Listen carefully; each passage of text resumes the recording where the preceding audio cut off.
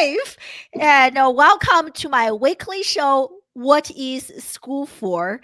This show is really inspired by my interview with the one and only Seth Golden. He really encouraged me to ask and explore this question: what is the purpose of children going to school, and what is the purpose of education? What are some outcomes that we expect from learning, from schooling, from being educated? And join me live today is the one and only my dear friend Purvi-Sonia Dave, and we are going to discuss how to cultivate emotional social intelligence among our children. And this is something that is so close and so dear to my heart. And I think reflecting on my own journey of becoming an entrepreneur, and the internal strength has helped me so much. So I can't wait to learn more from Purvi and in terms of this topic. And we are live on LinkedIn. We are also live on Facebook and Periscope and YouTube. So if you are live with us right now on a Friday lunchtime, so thank you. And let me know in the comment section where you are joining us from, social media wise and geographically speaking. And especially if you are a parent, let me know in the comment section. I want to connect with you, and let us know if you have any questions related to cultivating children's, maybe even yourself. I think this is something that we can all benefit: social emotional benefits and social emotional intelligence, resilience. And so before we get started, just want to quickly introduce my guest of honor. So Purvi is an emotional intelligence expert, and she is the founder of FamTyme, which we are going to discuss in a second. I will also show you a screen very soon. And very interestingly, Purvi actually came from a background in IT, very different from social emotional intelligence. And she has 16 plus years of experience in IT, providing and offering IT hardware and software support for business development, process review, and users and customer support, and so many others. And is also an amazing digital storyteller. We connected on LinkedIn through another friend. So really honored to really get to know her and to learn more about this app and how we can cultivate our own children's social emotional intelligence and resilience. So thank you so much for being on the show, and welcome to the show. Thank you. I am so grateful for being a guest on your show for What is School For? And I think that is such an important question for us to answer and figure out what exactly do the kids need to learn in school, and are they getting that education? And if they're not, what other alternatives can we provide to give them the best life skills? Because I think more than anything, we need is life skills and how to deal with everyday, day-to-day problems and how to overcome adversity and challenges. So I'm grateful for you and joining your community and sharing some of my insights. We already have a bunch of people join us live on LinkedIn. Hey, Brian Showman is with us. Thank you so much. He loves you. We love you too. Thank you, Brian, for the support. Yeah. So as I introduced you earlier, Purvi, and you came from an IT background, very, very interesting. And now you are building this career in emotional intelligence. So share with us what inspired you to become so passionate about this topic. What's your story? Yeah. I came from the industry of international logistics, and that is so different from what I'm doing today. And I did a lot of IT and user support and user experience with the company and business development. And I guess what inspired me to create FamTyme was my own personal journey of not being able to express many things that I experienced in my childhood, which I unknowingly, just to help me get through the situation, I suppressed it for a very, very long time until maybe 3 years back. I was asking myself this question. I was going through a tough situation in life, and I specifically asked this one question: why am I so unhappy? And that question was like the gateway to opening in terms of discovering what was making me unhappy. Because if you looked at me on the outside, I have a successful job, a career, I have really great social circle, and so many amazing things in my life. But outside of all of that, my inner world was still making me unhappy towards something. And that's when I kind of discovered a few things that happened in my childhood, my upbringing, and how it molded me into who I was as an adult, and then how I handled experiences because of certain trauma that I had experienced. And finally, when I was able to work through all of those situations, I asked that question. I wonder how different my life would have been if I had a better emotional connection with my parents to be able to talk about these situations. Because in my home, we never had an outlet to be able to express emotions and what we're going through. And I understand that that's just how my parents were brought up. So they weren't able to teach us something that they didn't know themselves.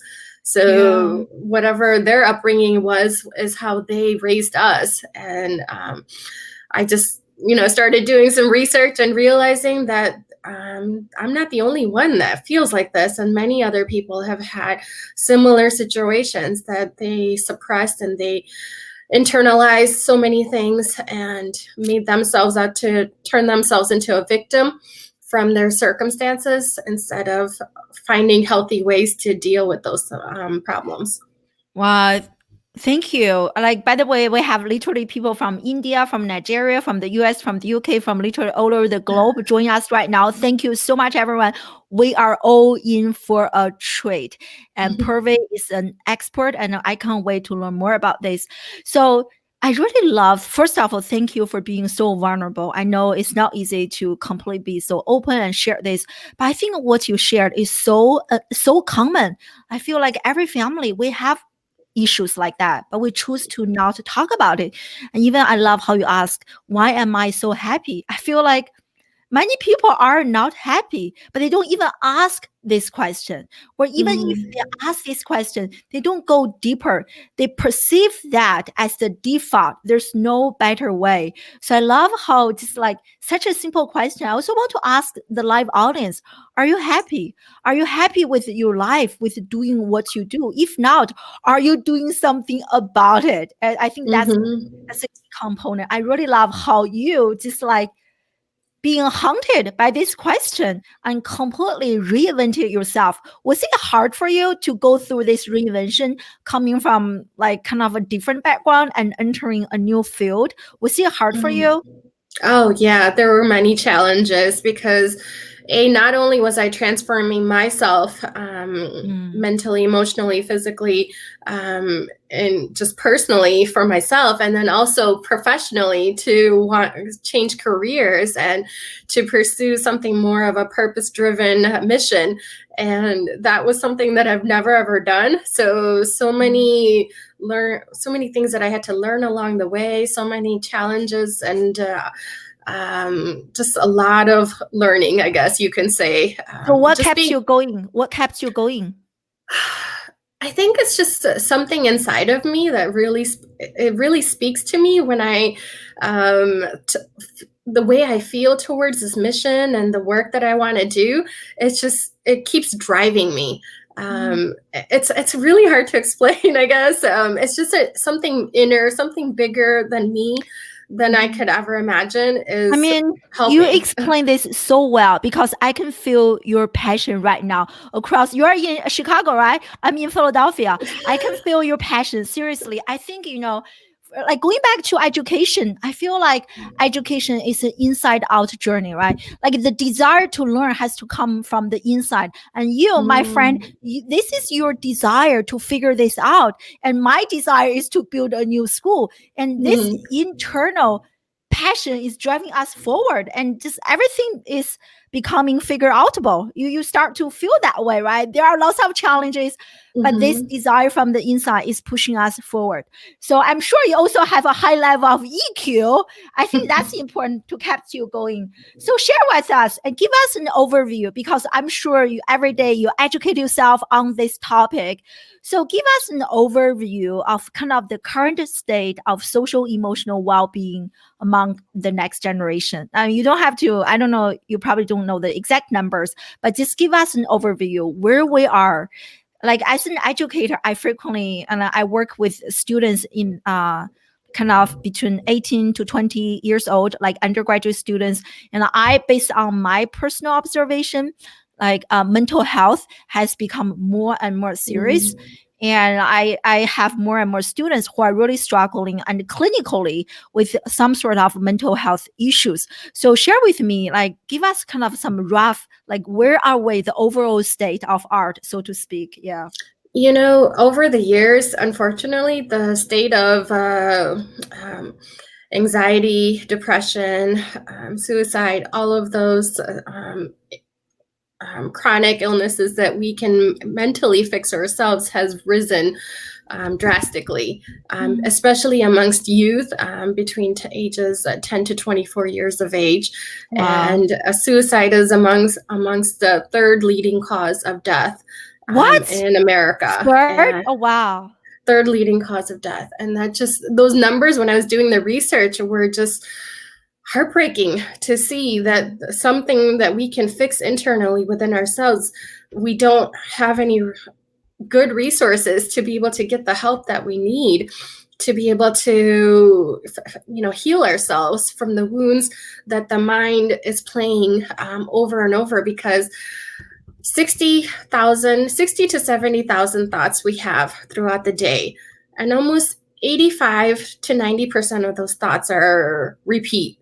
So if you're if you're not aware of your inner thoughts, and if you're constantly repeating those same thoughts over and over and over, imagine if you're going through depression and the same things you're repeating over and over and over, you're never going to find a healthy outlet towards finding a solution to something that if you were able to express, open up, and talk to somebody about it, and then realize that there are other solutions outside of what your mind keeps replaying on a recording over and over. So those numbers were really staggering, and it just kind of amplified my mission in terms of, okay, we need to provide better resources, some easier outlet for helping parents. And therefore, my main goal was to get in front of mental health, create a preventative measure, so that way when kids are young, that they have an outlet of, they've already created a habit of being more open, being more vulnerable, being more expressive, so that way they don't suppress those emotions, they don't suppress those thoughts, and feel like that they don't have any healthy solutions towards what they're going through. Oh, this is so many great points. I want to, can you repeat the numbers again? I want to make sure that everyone actually catch this. So how many thoughts do we have on a daily basis? What's the percentage that we're actually repeating? Yeah, so on an average, it would be about 60 to 75,000 thoughts. And about about 85 to 90% of those thoughts are repetitive. That's crazy. That's why like change is so hard, right? And then the more you think about that, and this thing becomes your identity. And once you identify with that, it will be even harder to change. So it's like so impressive that you set that number. So tell us a little bit more about the app.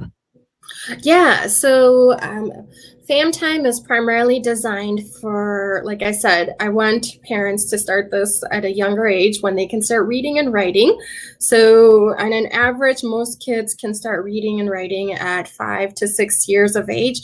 If they're really advanced, probably 4 or something, or 3.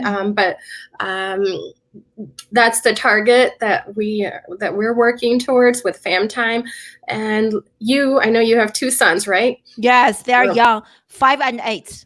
Yeah, so my the age demographic is between, like I said, 5 to 6 to 12 years of age.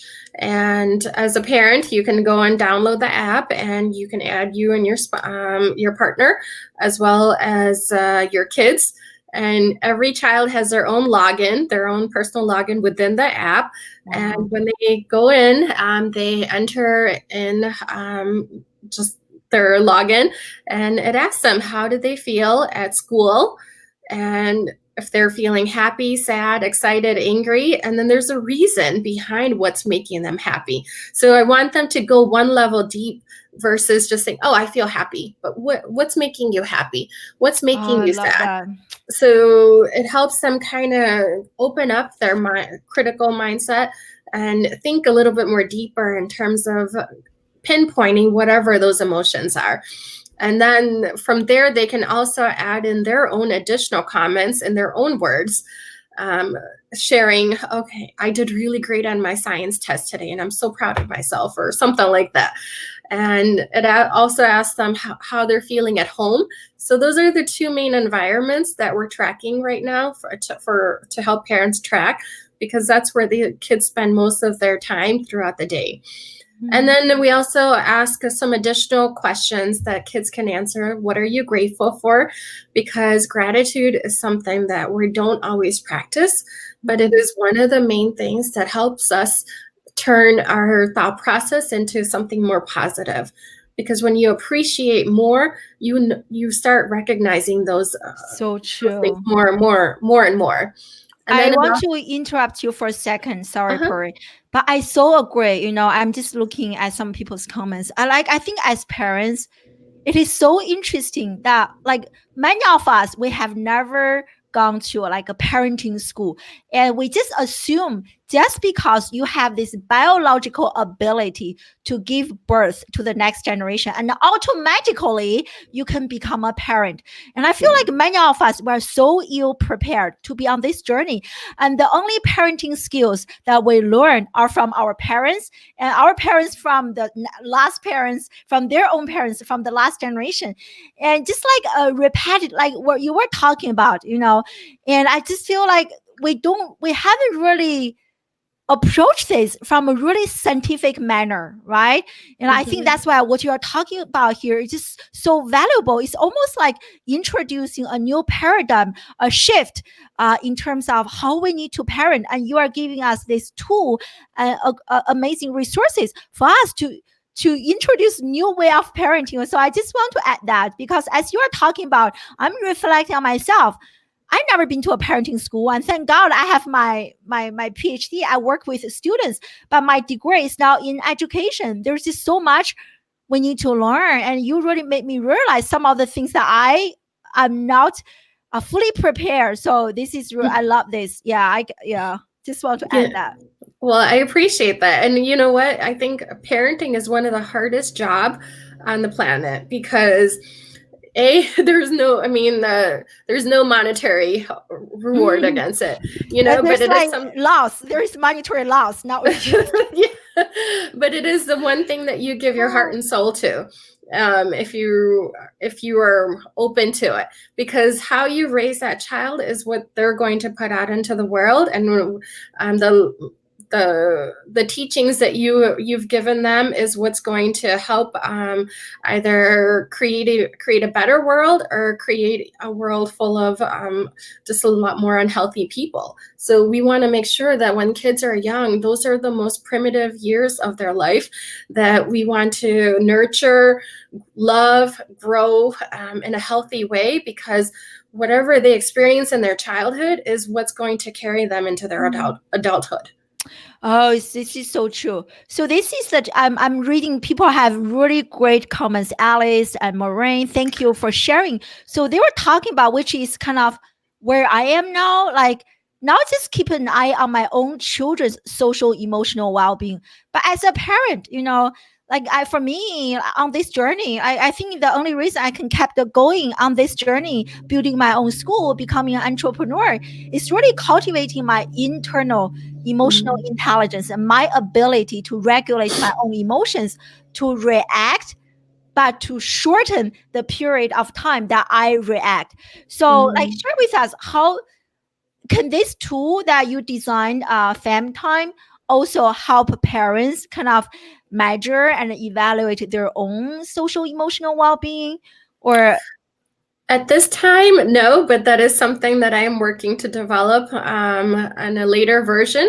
Right now, we're still in the beta phase, so we're trying to get what we have built out into mainstream, and then I think once parents are fully aware of where they are in terms of their social and emotional awareness, and they understand my whatever I'm going to say right now is going to create a blueprint in that child's mind. So you have to stop and pause and remind yourself, am I coming from a place of love or am I coming from a place of fear? Because wow, I love that. what you say in the situation when you're full of anger, frustration, that's all stemmed from fear. And then when you come from a place of calm, collectiveness, and you're like, okay, I know that there's chaos over here in front of me, but I can still choose to decide how I want to react in the situation and provide a positive solution to the kids that are arguing and help them stop this in a healthy way and not say anything that's hurtful towards any one of them. Because when sometimes unknowingly our frustration and everything kind of just builds up and you just say, you are such a bad kid, or you're such a bad boy, or such a bad girl, or something. And when we say those words, it creates a blueprint in a child's mind that they associate that they are a bad person. Oh my Not that God. not that they did something bad, because that's completely different versus you telling them they create an identity that they are a bad person. I so agree. And even like as an adult, there are lots of emotional baggage that I have to deconstruct from my early childhood. You know, like sometimes when parents, when my mom, she's kind of a tiger mother, out of her heart, you know, compassion, a very, very tough childhood growing up. And even like to this day, I'm 40 years old. And some of the things I like, if I started to share some of my early childhood stories, I still felt like very emotional. You know, I can cry easily. So you can imagine the emotional scar that some of the things as parents, intentionally or unintentionally, that we did to our parents could really affect the well-being, like long-term well-being of our kid. And Mm-hmm. so it's such a, yeah, so explain this parent view to us a little bit. I'm sharing on the screen. So can parent see the score of their kid or the emotional? So anyway, you can explain this better. Yeah, but one thing that I wanted to add to our other conversation, that I think it's important that parents recognize that when we say certain things to a child, kids at a certain age, I believe it's up to 8 years, they cannot future pace. So whatever they experience is what's in the present moment. So if you tell them something that they're never going to be able to do anything, or they're just a horrible person, or whatever, out of anger and frustration, that is that present feeling for them, which stays with them. So that's something that we have to remember, that whenever we say something, that they don't realize this is a temporary thing. They feel like it's a permanent solution, and in their mind it gets engraved in their subconscious that, okay, I'm a bad person, so I'm going to continuously keep doing things that a bad person would do. Wow, this is so good. A quick kind of follow-up question. Like, what if, you know, as a parent, our life, it can be crazy sometimes.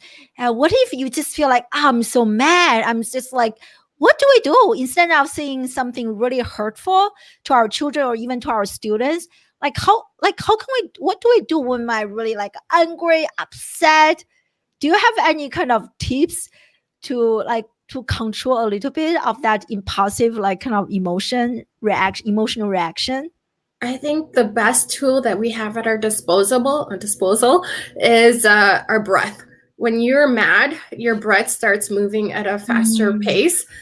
And then when you recognize that you have anger, you have frustration, and you just mentally, calm yourself down and just breathe a few times, that anger will subside, and then you're able to collect your thoughts and present your case in a proper way, so that way you don't emotionally react and say something that could be hurtful towards another person. Oh, I love this. Love it. This is great. I'm actually just practicing this right now, and I can feel a big difference. Yeah, I'm glad you mentioned this, because next month I will be going to Singapore for my own entrepreneurship immersion, because I care so much about this topic. I actually added a daily meditation. I wish this is something that I had when I was younger. Have access to this. And but explain this app to us. Kind of finish. I interrupt you, and I want to ask you another question. Yeah. Yeah, so let me explain a little bit more. For every question that the child is able to answer, they earn a reward. So it's a great way for parents to incentivize, not earn a reward, they earn a coin that they can redeem for the reward. So it's a great way for parents to incentivize their kids and kind of encourage them to want to share with them and create that collaboration between parents and kids. I do want to stress that it should be something that the parents tell the kids. Mom and dad can see what you're writing. So that way we want to have more open, healthy conversations with you. So that way they don't feel like you're snooping on them or that their privacy is invaded or in any way. Yeah. Especially when they're young, they're more open and susceptible to this type of experience versus when they're older and they haven't had that connection with their parents and they haven't been able to open up and share. I think it's important for parents to cultivate that open, healthy environment, saying whatever you say, we're going to have an open mind. We're going to listen to you. You're going to be heard. Whatever, and so that way they feel valued, that what they're saying is going to be acknowledged.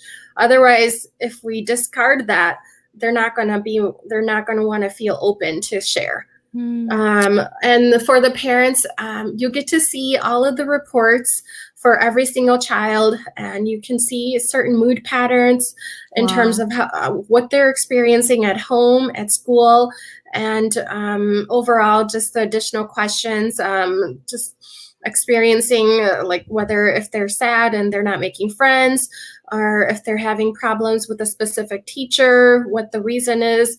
I think it's a great tool for parents to use for parent-teacher conference as well, because they have a little bit more insight on how their kids are experiencing school instead of the teachers telling parents how the kids are doing. Oh, I love this so much. As an educator myself, I always say, don't outsource your children's education to a school.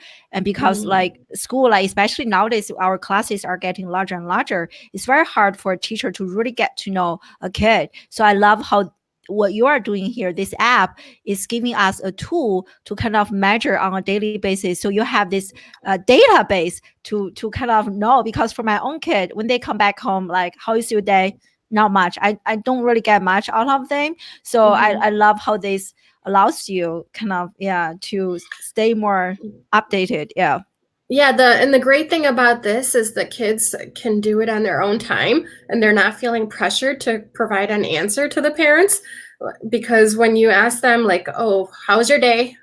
Most of the responses parents receive is fine, okay, good, one-worded answers. And this allows them to help them improve their written communication as well as their verbal communication between once parents have that open conversation saying, I see that you're doing really well in your science exam. I'm super proud of you and keep up the good work. Or you can say, I noticed that you're having problems in math. What can we do to help you? Do you want us to tutor you? Do you want us to get you a tutor? Or what can we provide to help you succeed in math? Yeah. I love this. So is this app free? Can we or? It is free at the for now. I am working on building a subscription in terms of some of the customizable features, but right now it's still in beta, so it is available for anybody to use on the app and Play Store. Wow, I already downloaded the app myself. Everyone, you can see from the screen share here. Definitely go home, and if you are on your phone right now, and download this on your app and play with this. So I want to ask you, Purvi, like what? Oh, where? Uh, oh, I was now sharing my screen earlier. Did I do a screen share or no? I can't see anything. Oh, that's so interesting.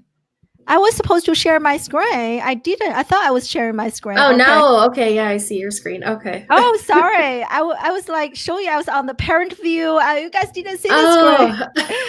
Oh. You never know technology. When you go live, anything will go wrong, can go wrong. So yeah, sorry. I was assuming everyone is on this screen, but this is the app, guys. I don't know why it didn't show up earlier. And so you can go and download this. And so just now we talk about the child view, and I was just on the parent view here. And please definitely download the app. Yeah, yeah, it's very cool. Sorry about that. You should have told me. You're too kind. Yeah. Oh, I did not know that that's what you were trying to do, but thank you. Now I know. Yeah, but download this. Yeah, it's free for now, and play with this. I'm going to, so you can see this is for the kid, different this, and then this is for the mom or the dad. They can see. I just love it. It's so clean and not cluttered. And I also think this is a really great app for parents that are going through a divorce, but still want to stay in touch with their kids and still be aware of what's happening with their child and their emotional, mental well-being. And also for families that are just mixed. So dad has a previous kids and mom has previous kids, and etc. Because when kids are put into different environments, they have to be able to understand, like, I think it's important for parents to know what their kids are going through. Are they adapting to the new family environment? Do they feel left out? Or do they feel valued? Or do they know that they matter? Because when there's more kids into the mix, that's even more important for parents to be aware that every child's mental and emotional well-being is taken care of. Yeah, exactly. Like even for kids, there are always signs, right? Like they want to hurt themselves, doing something really sad, and you can use this to discover the early signs. So Alice asked, "What is the age for this app?" So primarily, when they're younger, I think that's a great place to start. But I say between 5 to 12 years of age. Oh wow. That's great. So I really start to see how important this is. So do you think our children are being like cultivated? Their social emotional intelligence is being cultivated from the school environment. I'm not very familiar with the K-12 education environment. So I'm just curious if this their ability to regulate their own emotions and monitor their own emotions, cultivate social emotional intelligence, resilience, if such skills are being like developed from the school environment. Do you know anything? So I know in the elementary, in the K through 5, they do focus a lot more on the social emotional well-being. As they get older, it's more academics, and it's more about like making sure that you get the grade and you do all of that. And I think we lose sight of the social and emotional learning aspects as they get older, and that's something that should be carried throughout their education, because we never leave. Like, our social emotional well-being is always there, even outside of science and math and history and all the other subjects. Such a great point. Yeah, it's like learning, right? Everyone in the live audience, let me know in the comment section. Are you a lifelong learner? I'm a lifelong learner. There's no graduation, classroom without walls. There's no graduation, lifelong learning. Everything changes. I feel like emotional intelligence is the same thing. We need to just like spend our entire life to cultivate on this. I love meditation. Just a quick story. And so last night I was watching a video of this spiritual teacher. I have been following him for quite some time. So he interviewed quite a few people who are like 120, 150 years old, very, very old. And and he was asking those people their secret. Almost universally, they all mention like compassion. They work on their heart. They cultivate their heart like compassion. So since I watched that interview, I have been trying to practice my compassion to always in that state of being like grateful. You are feeling grateful before something actually happened. And I think that's the best state to create our life, to attract that thing to our life. So Mm-hmm. anyway, I just want to ask you in terms of, how school is preparing. But I agree, like you can see this shift from like social emotional aspect to more and more academic, especially coming from the Chinese background. So true. Yeah. Mm-hmm. Yeah. Yeah, and we always focused more on the IQ and the EQ. So I want to, like you said, we cannot outsource our education for kids elsewhere. So I think it's important to equip parents with easy tools that they can implement in their homes and provide better resources to their kids that they probably didn't have, to have a better quality of life and a better mental and emotional state of health. I think the most important thing is to be able to just allow ourselves to express and feel what we feel, because like you said, it is a lifelong learning lesson, and every different situation we experience will have a different emotional reaction, and how we the meaning that we create towards that is how we're going to move forward. So like, Totally, totally. I think so many things we can just Google, right? You don't remember something, you don't know this or that, you can Google. But social emotional resilience, intelligence, it's not something you can Google, right? You have to spend a lot of time to cultivate. And even now, when I choose my business partner, when I hire people to work with me, even like I want to make sure they are good people. I don't really care so that much in terms of the specific skills, because I can train them or they can watch YouTube videos or online courses.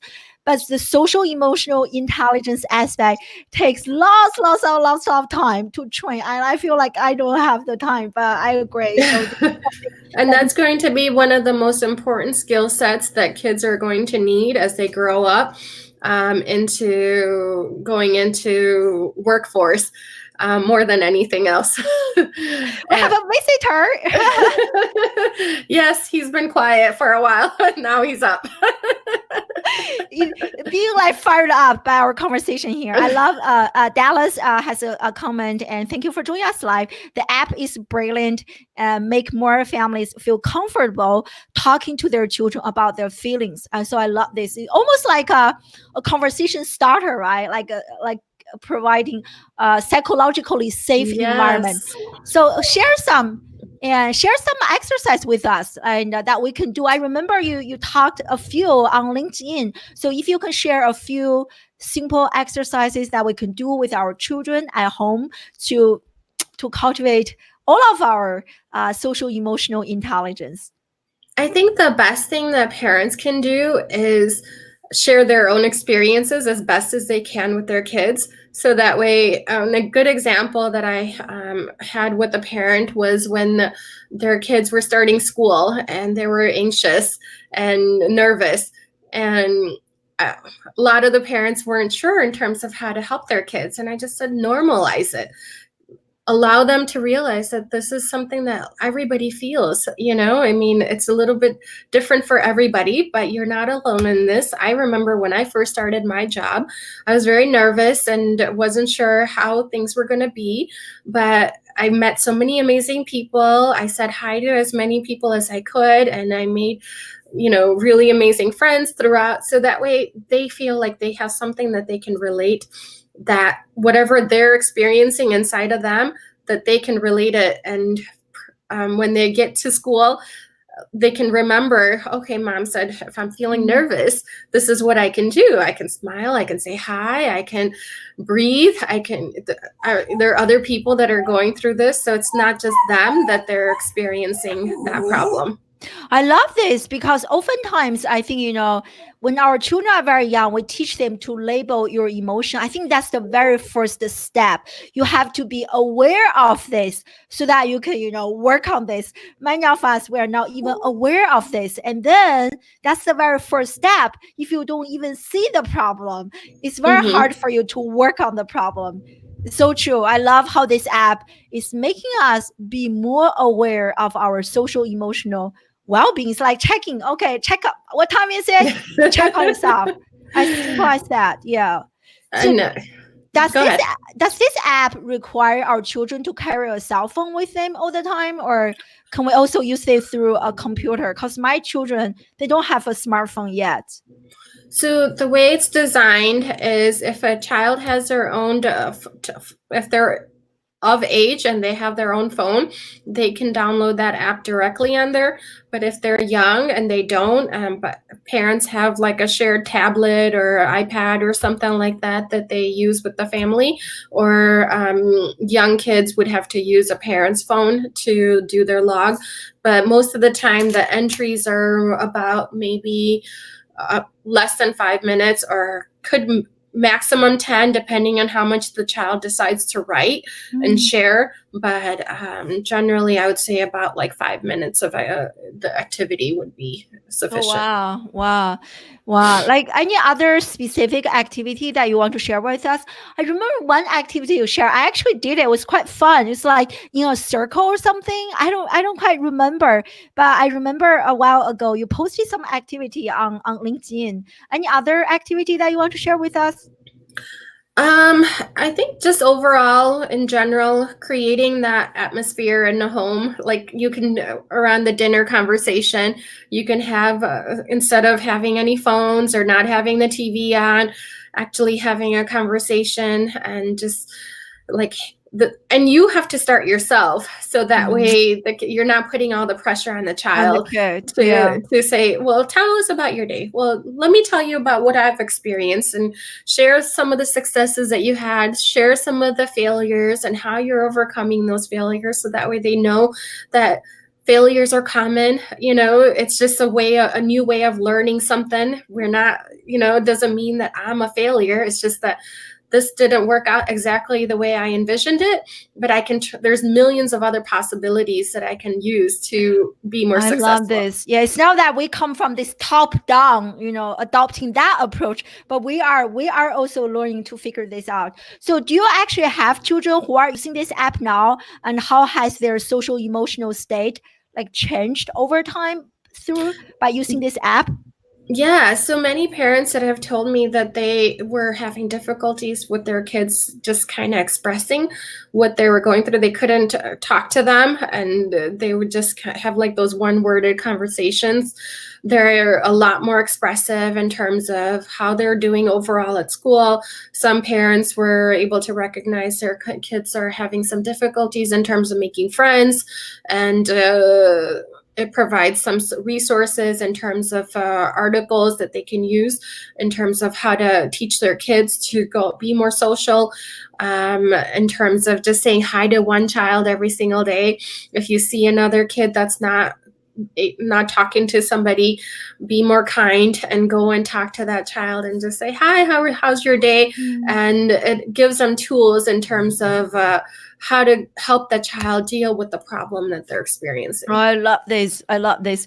So everyone is definitely in love with the app. So besides this app, any other additional resources or website or tools that you are aware of that, like as parents and children, we can use to keep learning more about this and to develop our intelligence?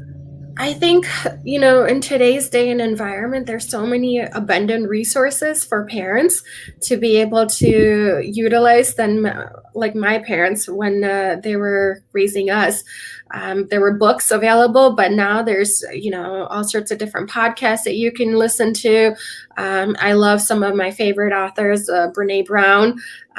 She's written a book called Imperfect Parenting, which is really magnificent. I think many parents should read that. Another book that I really love is by Dr. Shafali Safari.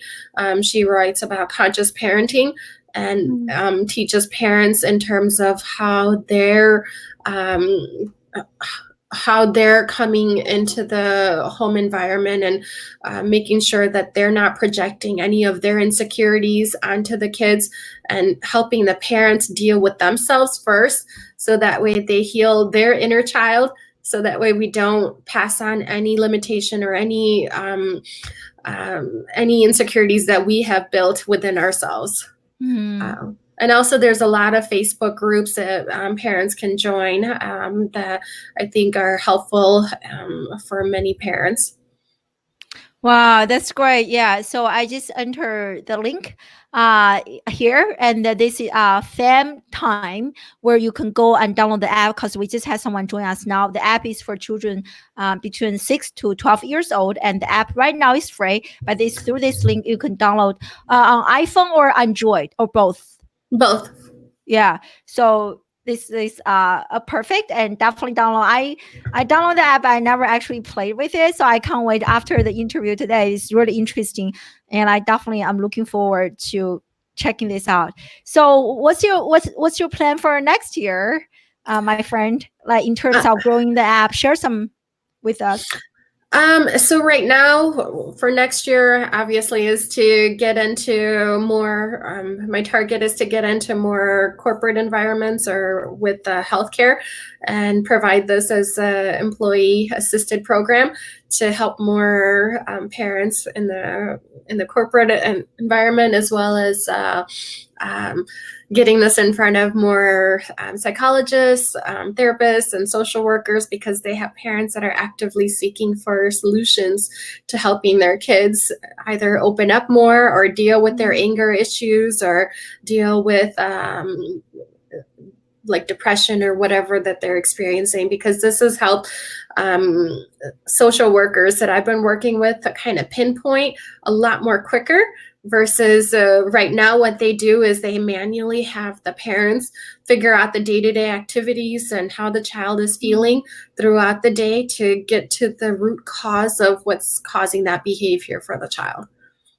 Wow, this is so cool. Yeah, I can already see like my own emotions definitely throughout the day. It's like a roller coaster, ups and downs, and can make me be more aware of my own and help our kids. And I love this. Yeah, I hope more and more parents and children will start using this app. Yeah, I believe so. I mean, we're constantly growing and getting more awareness around it. So I definitely think this is a new movement in terms of for helping parents recognize what's happening in their home, and how, and the impact that they have on their kids, and what they can do to make sure that they create a positive impact. So true, so true. Yeah, I love how like throughout the conversation, I think there's a clear pattern. Like this is not just about the kid. As parents, we also need to cultivate our own emotional intelligence, so that we can actually almost like co-learn with our own children. And I also want to, I think another point you mentioned so well is for parents, don't just when our kids come back home, we only ask them about their academic, scores, exams, homework, but actually also allocate some of that time, or reallocate some of that time to really care about our children's emotional well-being. Are you happy? And this is such a perfect tool to start that conversation. So thank you. I'm learning. Yeah, I'm learning a lot from this conversation. Thank you for your time. And so if people want to learn more about you and from you, I shared the app earlier, and so share your social media handles with us. Yeah, so you can find me on any of the social media platforms, LinkedIn, Instagram, Facebook, Twitter, at Purvi-Dave 007 on all the social media. 007. I was like, that's interesting. Purvi-Dave 007.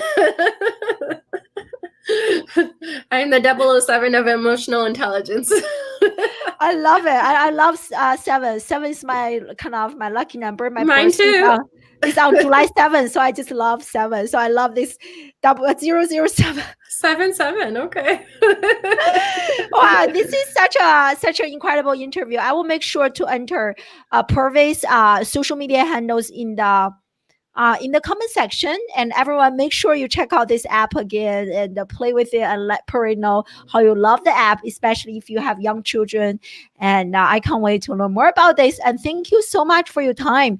And next week is in the US, we'll be celebrating Thanksgiving. So we will not be hosting the regular show for both my show on Wednesday and the show on Friday. So I'll be seeing you guys the following week. And we have some really another amazing guest to come next Friday. So we come here and we discuss and debate and disrupt education. And my name is I'm the founder of Classroom Without Walls. And I want to remind you the best education happens outside the classroom. And everyone, thank you so much for joining us live. And thanks again, Purvi, for your time, for your wisdom, for your expertise and everything. And great. And thank you so much for joining us live, everyone, from all over the globe. Thank you so much and have a great weekend. Thank you, Bye, everybody. Bye, everyone.